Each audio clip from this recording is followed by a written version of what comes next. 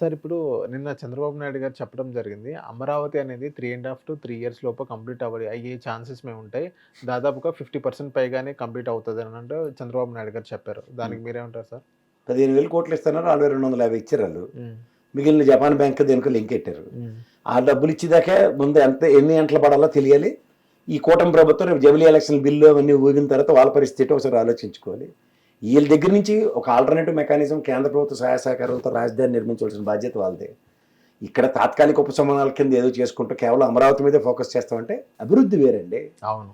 Government పరంగా building ఇప్పుడు hitech city building కట్టారు, ఎందుకంటే అక్కడ immediate opportunities for employment creation. ఆ తర్వాత ఆ సాఫ్ట్వేర్ రంగం అభివృద్ధి. ఇప్పుడు మీరు హైకోర్టులో కడితే ఇదే జడ్జి గారు అక్కడికి వెళ్ళి వేరే రిలాక్సింగ్ కుర్చీలో కూర్చోవాలి. ఇదే అసెంబ్లీకి ఎమ్మెల్యే వెళ్ళి కాలు జాపుకుని కూర్చే కుర్చీలు ఉంటాయి. ఎగ్జాంపుల్స్ చెప్తాను. ఇంకా అంతకన్నా ఇంకేం ఉంటాయి సార్? అంతకాదు వీళ్ళ కోసం మనం ఎందుకంటే సవాలే. అవును. ఇప్పుడు ఆల్రెడీ ఇంత తప్పులు ఉన్నాయని మీరే చెప్తారు కదా పక్కన. మీరు చెప్పిన దానికి దీనికి కనుక సింక్ అవుతుందా? లేదు. సంపద సృష్టించండి రా బాబు అంటే సంపద మానేసి అప్పులు చేస్తాం అంటే అప్పులు దాని సంపద సృష్టి.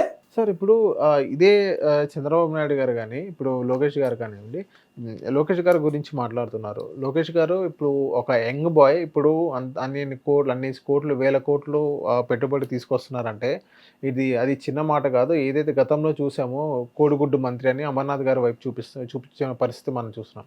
అంటే సెకండ్ విడత గుడివాడ అమర్నాథ్ గారు పెట్టారు. సో దాని తర్వాత ఇప్పుడు లోకేష్ గారిని చూసి నేర్చుకోవాలి వీళ్ళందరూ. ఎడ్యుకేటెడ్ పీపుల్స్కి ఇస్తున్నామని మన ఒక ఎమ్మెల్యే చెప్పడం జరిగింది. సో దానికి మీరేమంటారు సార్? పారిశ్రామిక అభివృద్ధి మరి లోకేష్ గారు అంత చేసిన దగ్గర 2014 నుంచి 18 దాకా 32,803 కోట్లు పెట్టుబడులు వస్తే 38,000 మందికి ఎంప్లాయ్మెంట్ క్రియేషన్ అయింది. మీరు కోడిగుడ్లు మంత్రి అన్నారు కదా, దానికన్నా ముందు గౌతమ్ రెడ్డి గారు చనిపోయారు. అవును. అవన్నీ పక్క తెద్దాం. చంద్రబాబు నాయుడు గారి గవర్నమెంట్, వైఎస్ఆర్సీపీ గవర్నమెంట్, జగన్మోహన్ రెడ్డి గారిది మాడదాం. 2019 నుంచి 23 దాకా 1,103 కోట్లు పెట్టుబడులు, 3,47,000 మందికి ఎంప్లాయ్మెంట్ ప్రైవేట్ సెక్టర్లో. చాలామంది గోల్ పెడుతూ ఉంటారు కదా, ఏసీలు ప్రపంచంలో నెంబర్ 1 స్థానంలో మన దగ్గరే ఉన్నాయి.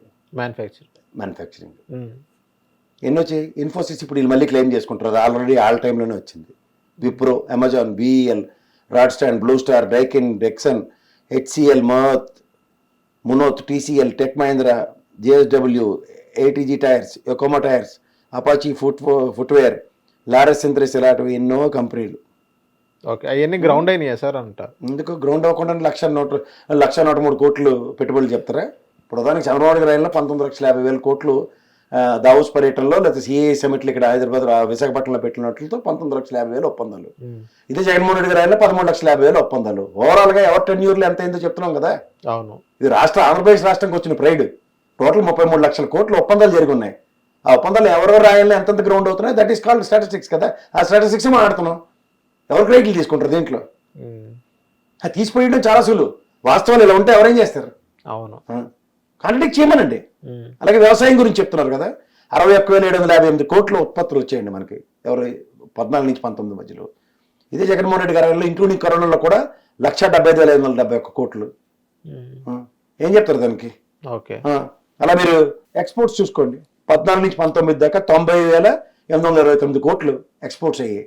అదే జగన్మోహన్ రెడ్డి గారి 19 నుంచి 24 దాకా 1,59,328 కోట్లు. ప్రపంచంలో దేశంలో 33 రాష్ట్రాల్లో 6వ స్థానంలో ఉన్నాం. చంద్రబాబు గారి 12వ స్థానంలో ఉన్నాం. ఏం మాడుతున్నారు? ఇంకేం డేటా కావాలి మీకు? సార్ మరి ఇంత డేటా ఉన్నాగా డేటా పెట్టుకుని వాళ్ళు ఎందుకు అలా చెప్తారు అంటున్నారు? వీడు చెప్పరు కాబట్టి. వీళ్ళు ఎడ్డి మొలకలు ఇంట్లో కూర్చుని ఉంటే ఇప్పుడు మొన్న రైతులది ధర్నా చేశారు, గిట్టుబాటు ధరలు లేవు. చాలా మంది వచ్చారు. రాష్ట్రం మొత్తం మీద వైఎస్ఆర్సీపీ సక్సెస్, ఇంక్లూడింగ్ వాళ్ళ నాయకులు రైతులు సమన్వయపరుచుకుని. అల్లు అర్జున్కి మైక్ ఎడితే, కెమెరా ఎడితే ఏమవుతుంది? డైవర్షన్ చేసి, ఇంక్లూడింగ్ సాక్షి కూడా అదే పని చేసి కూర్చుంది. ఏమైంది? అది పోర్ట్రేట్ అవ్వాలి, ఇది పోర్ట్రేట్ అయింది. ఉన్నది ఒకటే బిక్కుమనో ఛానల్, అలా చెప్పడం రాదు. ఎవరైనా చేస్తారా? ఇప్పుడు ఉండేది గ్రేటర్ హైదరాబాద్ ఎలక్షన్ ఉందండి ఇక్కడ, మీరు గమనించారా? మొత్తం ఫ్లెక్సీలు పెట్టారు కేసీఆర్ గారు.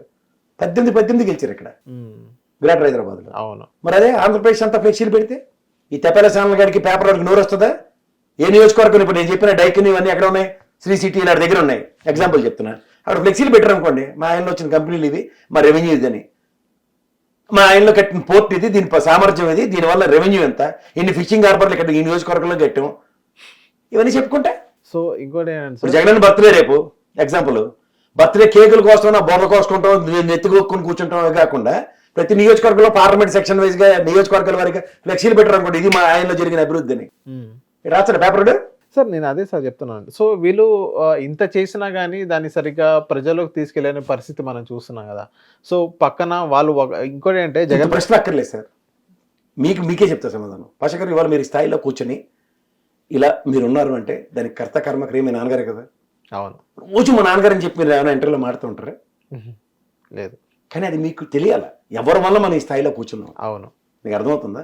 ఇవాళ చదువుకునే పిల్లలు లేకపోతే ఇంట్లో వాళ్ళు, అరే నా కొడుకు ఇలా ట్యాప్ పట్టుకొచ్చాడు ఇంట్లో చదువుకుంటాడు అన్నది రెసిప్రోకేట్ యాటిట్యూడ్ అమ్మ నాన్నలు చూపించాలి. పిల్లలు మంచి బట్టలు వేసుకొని మంచి షూ వేసుకొని వెళ్తున్నాడు స్కూల్కి, ఆడపిల్ల నిండుగా బట్టలు వేసుకుని వెళ్తుంది, నాకు పొద్దున జంజాటం లేదు, పట్టడానం తిని స్కూల్లో తిని వస్తున్నారు. దీనికి తల్లిదండ్రి రెసిప్రోకేట్ యాటిట్యూడ్ చూపించాలి ఎవరి వలన అన్నది.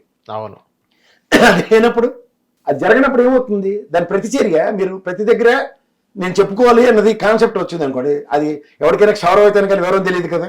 అవును, ఇప్పుడు 5 ఏళ్ళు ఆయన 11 స్థానాలకు వచ్చినప్పుడు ఏముంది, నేను చేసింది గొప్పలు చెప్పుకోవాలనుకోవాలి.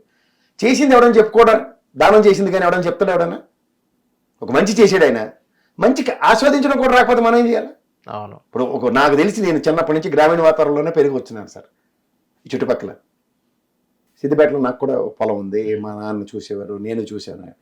కానీ సడన్గా ఆంధ్రప్రదేశ్లో నేను ఎప్పుడైతే విజయనగరం వైజాగ్ శ్రీకాకుళంలో చదువుకుందేరా, ఏ గ్రామంకి ఎన్నో సచివాలయం కనబడుతుంది, ఆర్బీకే సెంటర్ కనబడుతుంది, విద్య నాడు నేడు చదువుకుని నేను స్కూల్ చదివింది ఇప్పుడున్న స్కూలు విభిన్నంగా కనబడుతుంది.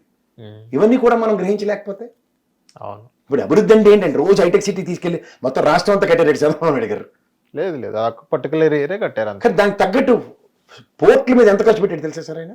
ఇంత ఎక్స్పోర్ట్ ఎలా జరుగుతుంది? So thank you. దానికి సూచిక ఏం లేదు సార్, జిఎస్డిపి. మనం ఏ స్థాయిలో ఉన్నాం, ఇప్పుడు ఏ స్థాయిలో ఉన్నాం చెప్తున్నాం కదా, 1,00,000 సార్లు చెప్పాను, మళ్ళీ చెప్తాను ఇంకొకసారి. ఆ డేటా ప్రకారం మనం సంపాదించిన ఆస్తి ఏంటంటే 18-19 టైంకి 16వ స్థానంలో, అంటే 33 రాష్ట్రాల్లో 16వ స్థానంలో 11%తో ఉన్న దగ్గర 22-23కి అంటే ప్రభుత్వం మారే టైంకి 16.2%తో 4వ ప్లేస్లో ఉన్నాం, ఇంక్లూడింగ్ 2 years కరోనాతో. ఇవాళ ఎక్కడ ఉన్నాం? నేను రిలీజ్ చేసింది ఆర్బీఐను సెంట్రల్ గవర్నమెంట్ను. లడాక్ మన కింద ఉంది, లడాక్ కన్నా ముందు అంటే 32వ ప్లేస్లో ఉన్నాం. అవును, అది గొప్పతనం. అది కూడా దేశం అంతా 10% ఉంటే మన దగ్గర 9.68 ఉంటే మన దగ్గర -10 ఉంది. ఎవరు పని చేస్తున్నారో ఎవరు అనుభవం. వ్యవసాయ వృద్ధి రేటు చెప్తా, 5.4% ఉండేది 14-19 మధ్యలో, 26వ ప్లేస్లో అవుట్ ఆఫ్ 33. 14.9%తో 8th ప్లేస్కి వచ్చాం వ్యవసాయ రంగంలో. టాప్ 10. పారిశ్రామిక వృద్ధి రేటు 10.4 ఉండేది అవుట్ ఆఫ్ 33లో 17th ప్లేస్లో ఉండేవాళ్ళం. అది 16.3 22-23 ప్రభుత్వం మారే టైంకి 4th ప్లేస్లో అవుట్ ఆఫ్ 33. అందుకే దేశం మొత్తం మీద 18% పారిశ్రామికరణ జరిగితే 16.3 ఆంధ్రప్రదేశ్ జరిగింది కాబట్టి ఈజ్ ఆఫ్ డూయింగ్లో నెంబర్ 1. ఎస్. అలాగే మీరు సేవారంగం అంటే సర్వీస్ సెక్టర్ తీసుకుంటే 12.7% ఉండేది. ఇది 18-19 ప్రభుత్వం దిగి జగన్మోహన్ రెడ్డి గారికి ఇచ్చే టైంకి 11వ ప్లేస్లో అవుట్ ఆఫ్ 33. ఇదే service sector 20.5% గ్రోత్తో 3rd place out of 33. ఏం చెప్తారు చెప్పమని? ఇంకా మిగిలింది is of doing already 8th ప్లేస్లో ఉన్నదాన్ని 1st ప్లేస్ తీసుకొచ్చారు. మరి మీరు ఇందాక లోకేష్ గారి గురించి చెప్పారు కదా, ఎంత వినూత్నాలు చేస్తున్నారని. అప్పుడు ఆయన ఇండస్ట్రియల్ సెక్టర్ మినిస్టరే కదా. అవును. ఈ కోడిగుడ్లు అమ్ముకోవచ్చు మావాడు. మాట చాలా బ్రహ్మాండంగా ఉంటుంది. 190 మంది అంటే కర్మ ఏంటంటే ఆ దిక్మల్ పేపర్లు 2 చదువుకొచ్చి అదే వార్తని చెప్తున్నారు. మేము కాంట్రడిక్ట్ చేస్తే ఏమవుతున్నాం, ఎదవలు అవుతున్నాం. హిట్ టీవీ యాప్ ని డౌన్లోడ్ చేసుకోండి. ఇందులో short news, live news, entertainment movies అన్ని అవైలబుల్ గా ఉన్నాయి. Please download Hit TV app. Hit TV app. Hit TV యాప్ని ఫ్రీగా డౌన్లోడ్ చేసుకోండి.